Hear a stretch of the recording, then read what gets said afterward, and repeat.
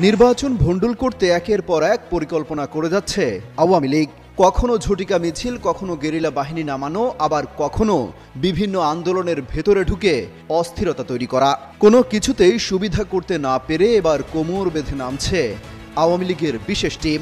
হাতিয়ার হিসেবে তারা কাজে লাগাতে চায় আওয়ামী লীগের গুজব সেল হিসেবে পরিচিত সিআরআই।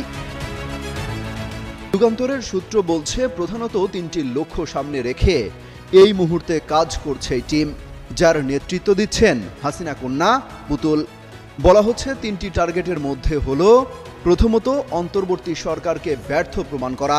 দেশকে অস্থিতিশীল করে তুলতে একের পর এক ষড়যন্ত্র করে যাচ্ছে ক্ষমতাচ্যুত আওয়ামী লীগ। আগস্ট ঘিরে নাশকতার শঙ্কা থাকায় জারি করা হয়েছিল বিশেষ সতর্কতা।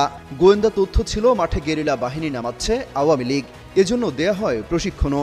সেই পরিকল্পনা ভেস্তে গেলেও নতুন ছক কষছে পলাতক দলটি। ঢাকা